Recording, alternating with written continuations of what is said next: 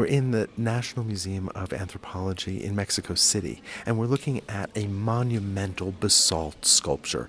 This is just fantastic. So what we're looking at is the famous Coatlicue. Now, Coatlicue is an Aztec goddess. She is the mother of the patron deity Huitzilopochtli. He's one of the principal gods of the Aztec pantheon. He's the god of war, and he's also associated with the sun. But here we're seeing a monumental sculpture of this goddess, and in fact, we think that she was one of several monumental figures of goddesses found in the sacred precinct under what is now Mexico City. The sacred precinct was located at the very center of the Aztec capital city of Tenochtitlan. We refer to the sacred precinct as the axis mundi, this center of the world, the axis point around which the entire universe revolved for the Aztecs. This is late in Aztec culture. In just a couple of decades, the Spanish will arrive and the Aztec Empire will be dismantled. But at this point, the Aztecs ruled Mesoamerica. They ruled a vast portion of Mesoamerica, not the entirety, but a large portion of what is today, say, central Mexico. And this is one of the most amazing sculptures to stand before, and yet here we are in the Anthropology Museum, and we're standing among so many incredible, finely carved basalt sculptures. What I always find so wonderful about her is that she's leaning forward. Well, it makes her feel even more monumental, even more dangerous, even more present as we stand before her. So this is a really complicated figure. Let's start at the bottom. We do see 2 feet,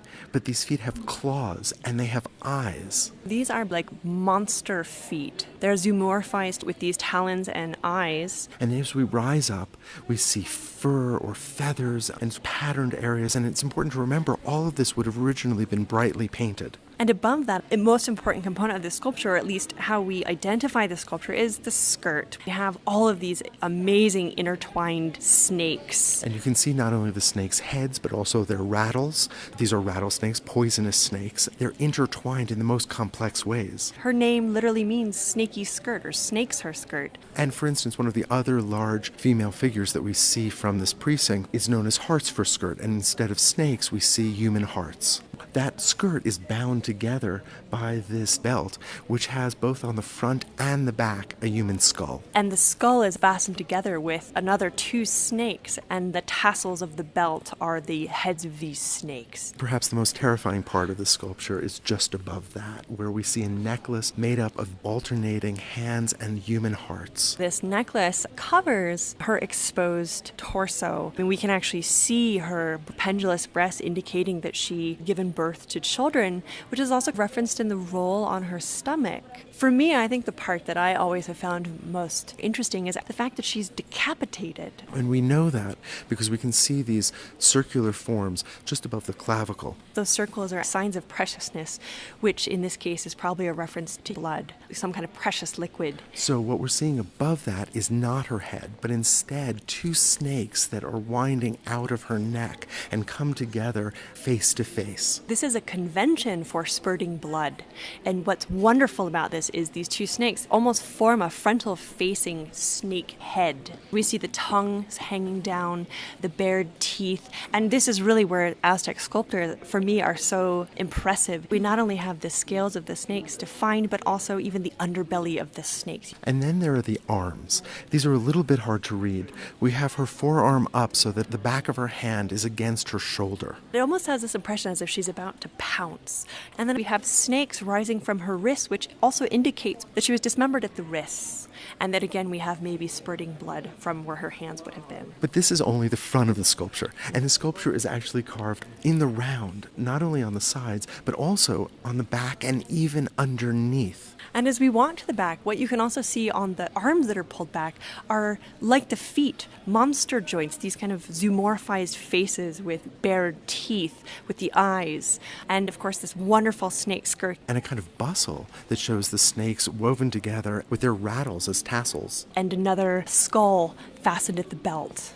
But what I found most fascinating is that this massive piece of stone is actually carved below as well, with a shallow relief carving which we can see in reproduction. On the bottom of this sculpture we have the Earth Lord, or Coatlicue. So this god, the earth god, would have had this sculptural relief facing him, that is facing down to the earth. We actually see this on a lot of Aztec sculptures where this Earth Lord would have been touching the surface of the earth. earth. Think about the engineering that's involved here. Moving a piece of basalt this large, but then being able to upend it so that you can carve the bottom of it and then move it into place without destroying it is a phenomenal idea.